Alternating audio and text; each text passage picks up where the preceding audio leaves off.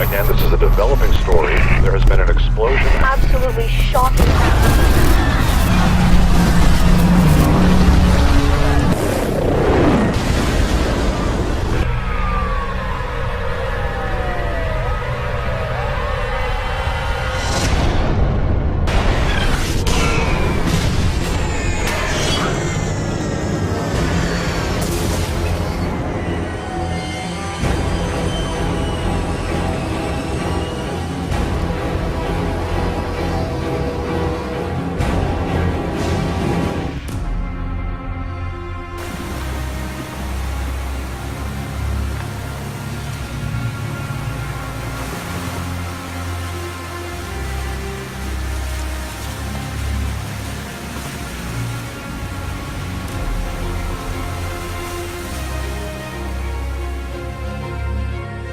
You should see some amateur video here and some still images that have emerged, posted on social media, thought to be the scene today in the aftermath of the crush. Saudi rescue teams attended to hundreds who are injured. Images show scores of covered bodies lying on the ground.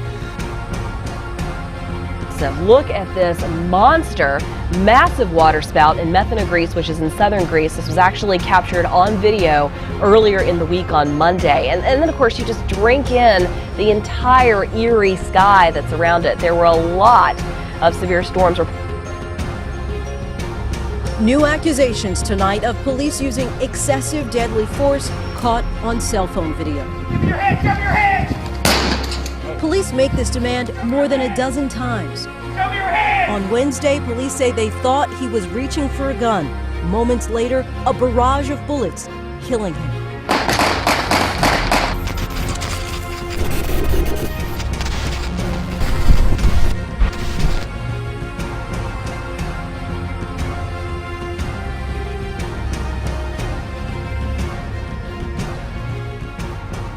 Making the rounds on social media tonight, concerning to parents and law enforcement. Take a look as a passenger points a gun at a St. Lucie County Sheriff's Deputy patrol car. Tonight, officers are calling the video disrespectful and reckless. News Channel 5's Megan McRoberts is live with us tonight here in studio with a story you'll see only on 5. Megan.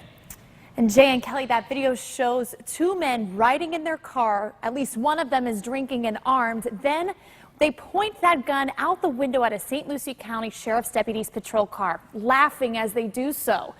Other local law enforcement officers are not finding it the least bit funny, but disrespectful, even potentially dangerous. In a video posted to Snapchat, What's that? two men in Fort Pierce seem to be showing off, shooting off a gun, drinking in their car, then taking aim at a St. Lucie County Sheriff's Deputy cruiser. They don't take it seriously. They don't take this behavior seriously. Louis Blasco has been a law enforcement officer for more than a decade and is now the president of the Fraternal Order of Police in Palm Beach County. It's becoming the norm, which is sad. It's very sad. He finds the video disrespectful and reckless. Social media has basically made it 100 times worse. It's kind of glorified this type of idiocy. The St. Lucie County Sheriff's Office has identified the two men in the car, not releasing to us their identities, but they say they were shooting the gun in a rural area of the county where it's legal. They also say the deputy's cruiser was unmanned. But Blasco says that doesn't make a difference to him. If a deputy was behind them and seeing the gun being pointed out, I mean, they're putting themselves and the deputy in a dangerous situation. He says it highlights the fear that he and other law enforcement officers deal with every day. Careless gun owners and little respect for the real dangers law enforcement face. And we're already on high alert as it is. If you really want to have fun, there's other things to do, there's, other than act stupid. And that's what it is. It's acting stupid. Now, the sheriff's office tells me that those two men and their parents met with detectives, and they decided to allow the parents to handle this matter and decide on a punishment. Detectives telling us the pair admitted they made bad choices and would make better choices in the future. I'm Megan McRoberts, back to you.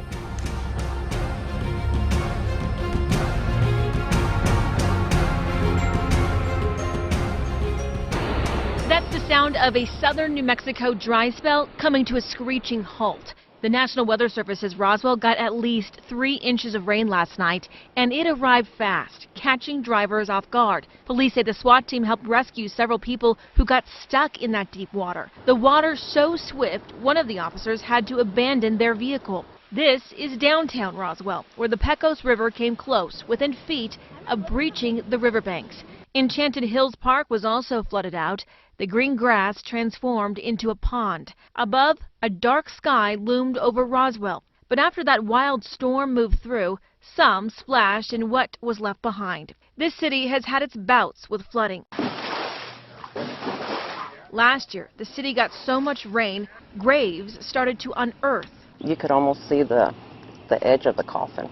Devastating families whose loved ones were buried here. Yesterday, the rain caused problems again for Roswell, but the city says luckily there wasn't too much damage.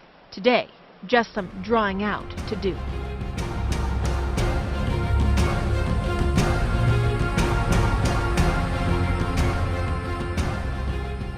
As far as waterspouts go, this is really impressive. Look at this monster, massive waterspout in Methana, Greece, which is in southern Greece. This was actually captured on video earlier in the week on Monday. And then, of course, you just drink in the entire eerie sky that's around it. There were a lot of severe storms reported in southern Greece earlier in the week. Shops destroyed, trees falling, cars turned upside down on the main roads, and unfortunately, several people injured.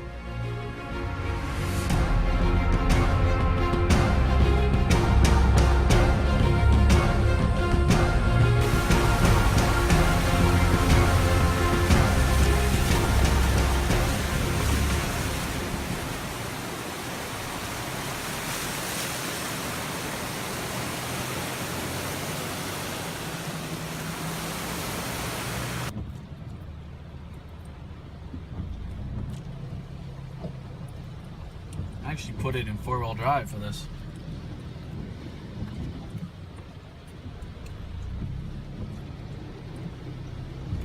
Oh, jeez.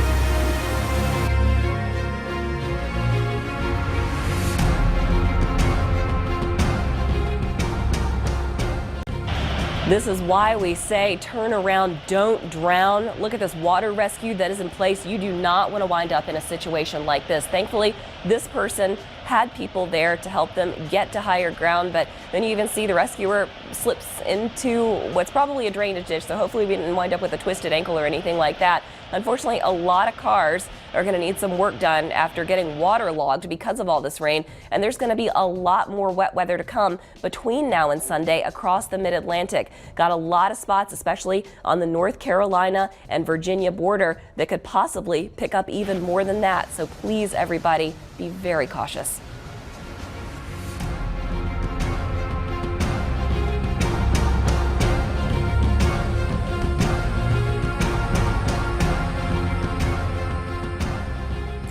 I am in the newsroom, and I want to walk over to the assignment desk because we have been getting a lot of calls about this. People calling us asking, why is the ocean water pink in Imperial Beach? So we sent Bree Steffen down to find out, and she found out a lot. Number one, is it safe?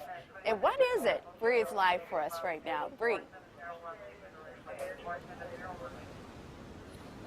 Well, this is not the last time that these waters will turn pink. They are back to normal, though, today, which is good. But now there's these traps out in the water all along the coast, and they are part of a project one group is working on that they're hoping will help clean up these waters.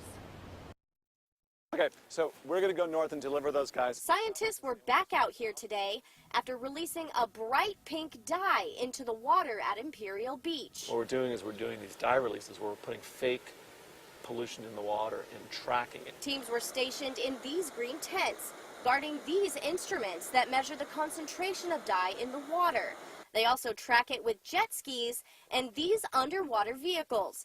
They're hoping by following it up and down the coast, They'll figure out how pollution moves so they can protect the environment. The scientists will be releasing that pink dye into the water 2 more times over the next month. They say as soon as they have those results back and have time to analyze it, they'll let us know what they find. Reporting live in Imperial Beach, Bree Steffen, 10 News. All right, Bree, thank you so much.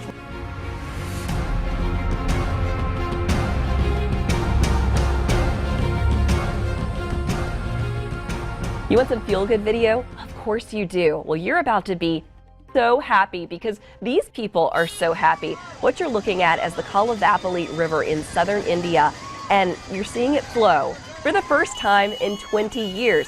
Keep in mind that southern India has been in a drought. This video was shot earlier in the month. You can hear the crowds cheering and the horns from the cars are honking. That water's flowing in. The district reportedly has 34 rainy days a year, so you can see why this is a big, big deal.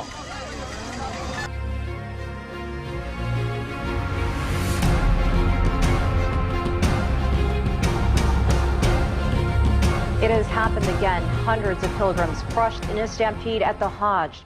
It happened in Mina, outside the holy city of Mecca, during one of the last rituals of the pilgrimage. The death toll exceeds 700, making it the worst Hajj disaster in 25 years. Saudi Arabia's king has just ordered an investigation. CCTV's Yasser Hakim has more now from Mina. The accident happened when a group of pilgrims, and I'm talking about tens of thousands, were moving from one side, going to this area behind me, the stoning of the devil. This is the last ritual in the Hajj, and they were met with another group coming from another street, and they both clashed together.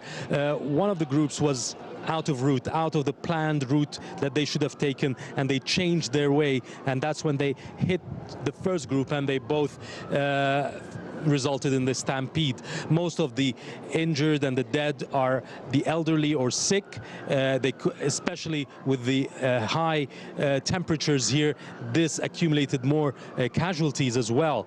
The government has been trying very hard in the last few years, especially after the 2006 incident, which also killed hundreds, had tried to reconstruct the whole area so that it would allow for more space and less crowdness and thus less incidents. But today's incidents, or this week's incident, has also reflected that there's a lot of organizational work need to be done by the government so that it can organize the movement of the millions of Hajj or pilgrims who are here. We're talking about over 2 million in the same place at the same time. So this needs more organization, more division between the groups, to divide them into teams. Each team would move at a certain time and get back again, so another team would start moving. You have the whole day, and the problem is that all of them have moved at the same time when they could have moved, they could have divided themselves over the 24 hours.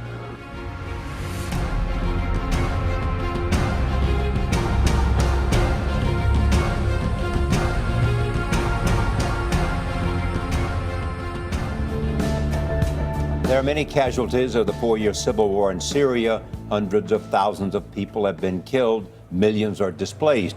Rare Syrian antiquities have been destroyed by ISIS, but the survival of one thing has been safeguarded: seeds. Elizabeth Palmer is in London with how Doomsday Vault is helping keep crops alive in the Middle East. Elizabeth, good morning. Good morning, Charlie.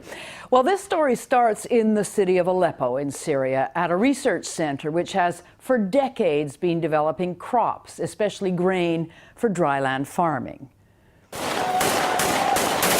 But fighting in and around Aleppo, some of the fiercest in the whole conflict, threatened the center and its seeds. So staff sent a shipment to the safest place they could think of, the Svalbard Global Seed Vault, deep inside a freezing mountain in Norway. Professor Carrie Fowler is the vault's founder. ICARDA, the International Center for Agricultural Research in Dry Areas, had taken the precaution of duplicating their seed collection and placing a duplicate copy up in Svalbard near the North Pole for safekeeping, just for a circumstance like this. The Svalbard Vault, located above the Arctic Circle, was built to withstand an earthquake or even a nuclear strike. It's designed as the ultimate archive of plant biodiversity. And this is where the Syrian seeds were stored, preserved, and protected. While back in Syria, fighting forced the research center to close. But there is good news. It's just reopened in neighboring Lebanon, and staff have asked Svalbard if they can have their precious seeds back. Absolutely, says Dr. Fowler. Sending the seeds back should be a fairly easy enterprise. We'll book some tickets for them on the airplane, and we'll track it all along the way, and it'll go back to the owner. Now that the Svalbard vault has shown how essential it can be in an emergency, the plan is to grow a duplicate set of those Syrian seeds to send back to Norway for safekeeping, this time for good. Vanita? Elizabeth, thank you.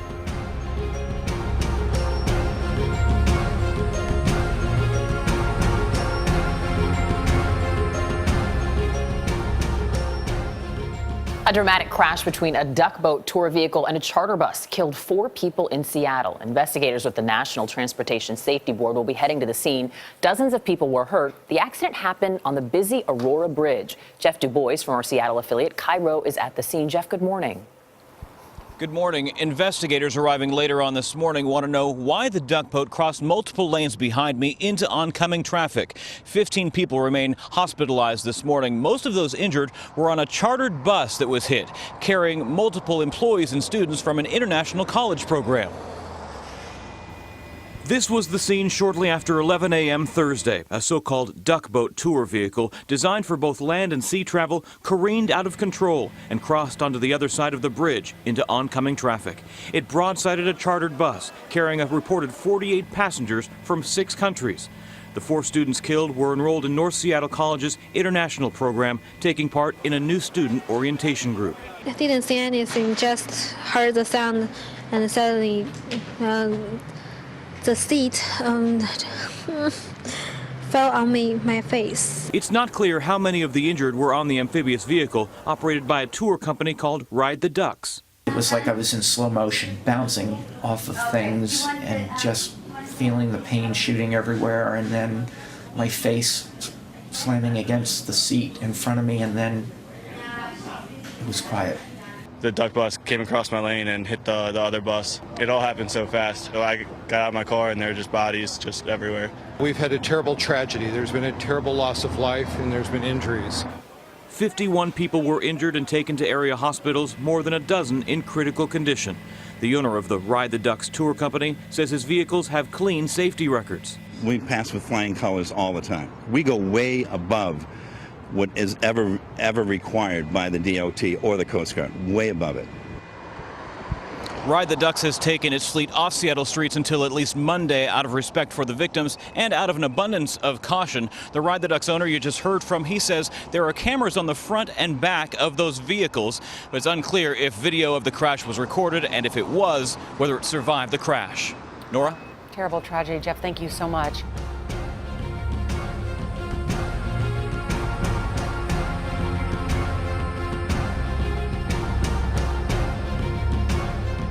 Gempa berkekuatan 6,8 skala Richter yang mengguncang kota Sorong, Papua Barat pada Kamis malam kemarin mengakibatkan ratusan rumah warga mengalami kerusakan. Warga hingga saat ini masih mengharapkan bantuan makanan dan tenda karena rumah mereka yang tidak bisa ditinggali. Warga khawatir rumah mereka akan rubuh tiba-tiba. Hingga Jumat pagi setidaknya warga telah merasakan 5 kali gempa berskala kecil. Warga dan pasien rumah sakit berhamburan dan mengungsi ke tempat yang lebih tinggi karena sempat beredar akan terjadinya tsunami. Selain di kota Sorong, gempa ini juga terasa sampai ke Raja Ampat. Dari Sorong, Papua Barat, Gabriel Hutahian, Metro TV.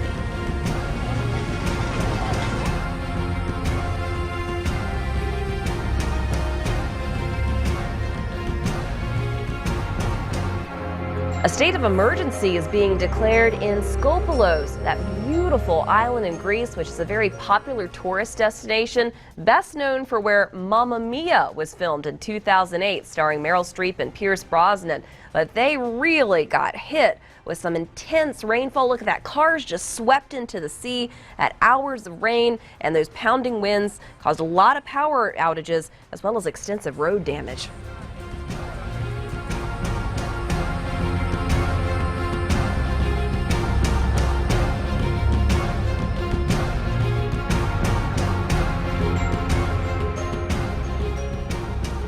new and troubling video, a deadly encounter with police, this time in Delaware. 4 officers rushing to the scene.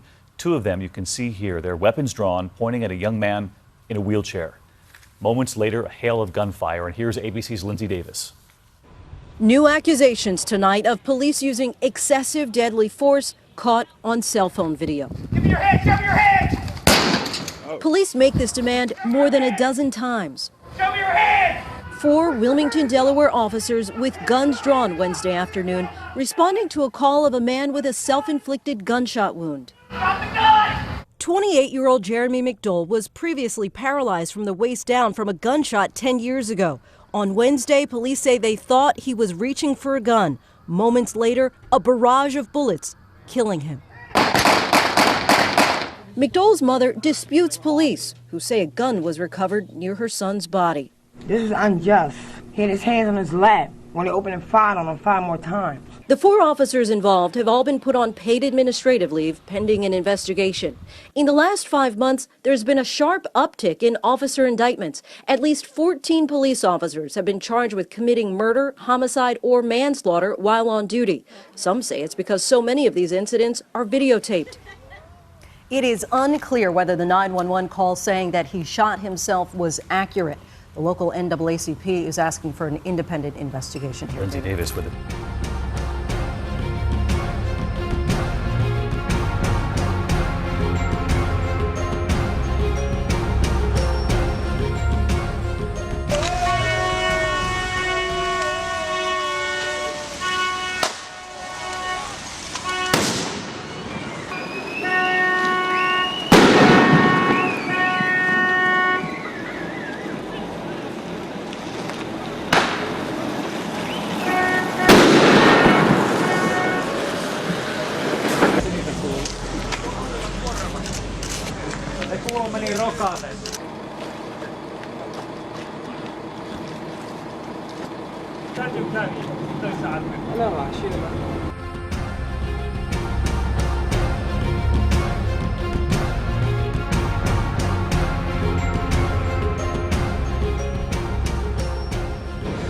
The U.S. government is facing its second shutdown in 2 years. It's an embarrassment for lawmakers that have been criticized for largely being ineffective.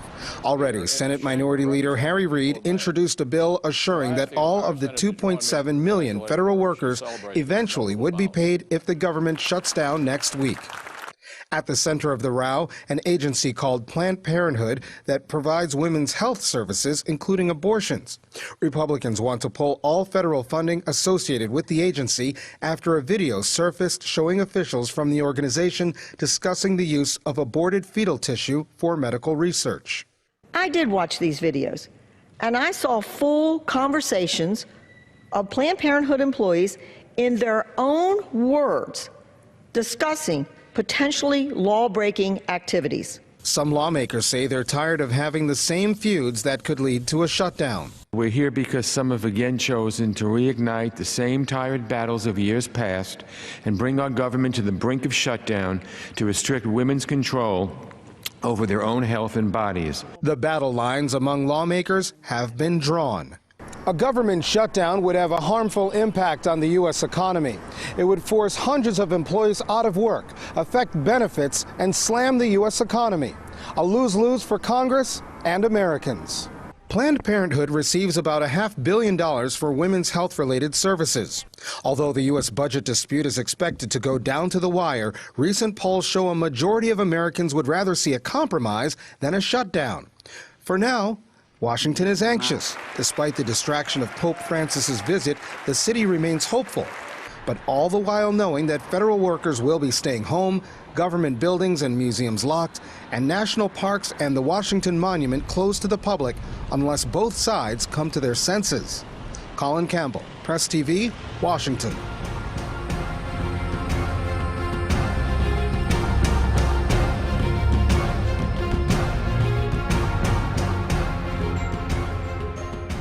The news, a Northern California reservoir ran dry overnight, killed thousands of fish, and it's leaving residents now looking for answers.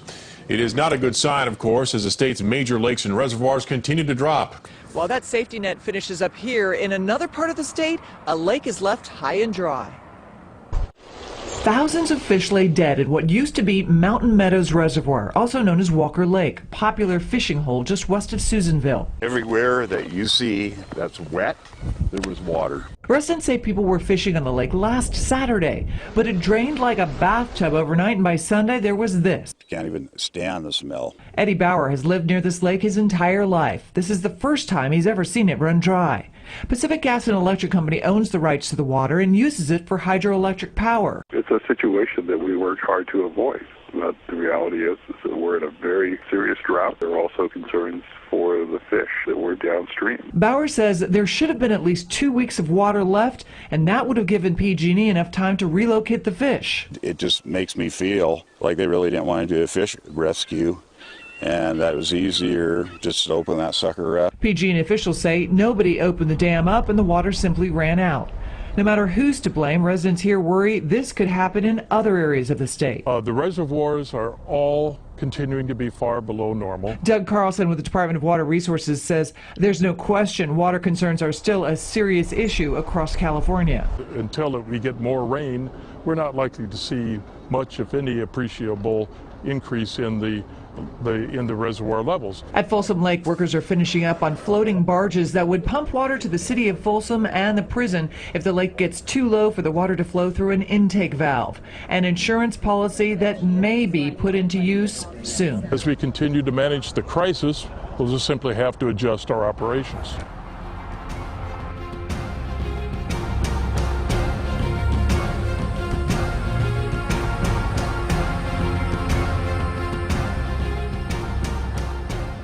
Continued police brutality in the United States. Another unarmed African-American teenager has been shot dead by police in the Maryland county of Baltimore. Police have released a video of an officer fatally shooting 19-year-old Keith McLeod. The shooting occurred on Wednesday after the boy was allegedly caught forging a prescription for narcotic cough syrup. Police say that McLeod tried to flee and pretended to draw a weapon. The officer shoots McLeod 3 times before pouncing on him. The boy continues struggling on the ground for several seconds before going still. Baltimore police identified the killer officer as Iromirsky without revealing his first name, placing him on administrative leave. The fatal shooting comes amid a time of growing sentiment against police violence following numerous killings of unarmed African Americans in the past year. From Washington, our correspondent Colin Campbell tells us more about the latest police aggression on an unarmed black teen in Baltimore County, Maryland. This, of course, comes on the heels of many allegations of police misconduct, the settlement after the Freddie Gray case of the officers who are implicated in his death being driven around in the police van and later passing away due to rough treatment, whether that was at the time of the arrest or while he was actually in police custody in that police van.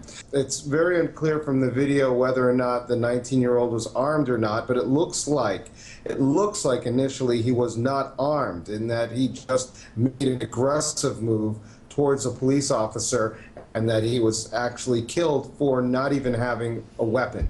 And so, of course, this is under investigation, and that police officer has been placed on administrative leave. Initially, they're supposed to show all types of restraint and use aggression as it comes to shooting only as a last resort. But very often we're seeing officers use this as almost an initial means of defense. And it makes you wonder what type of training goes into these police officers when this is the type of result that is happening that we're seeing all too often. When it looks as an officer could apprehend a suspect without resorting to ultimate violence, which is what we've seen so far in this McLeod case.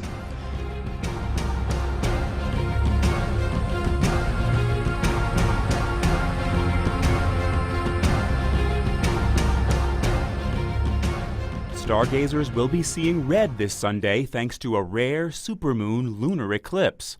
A supermoon eclipse hasn't happened since 1982 and won't happen again until 2033. The night of the 27th, the moon will be its closest to Earth, appearing bigger and brighter than usual. Then, just after 10 o'clock Eastern Time, the moon will be totally covered by the Earth's shadow, casting a reddish-orange glow. Once the eclipse starts, it will last for more than an hour. I'm Matt Sampson, the Weather Channel.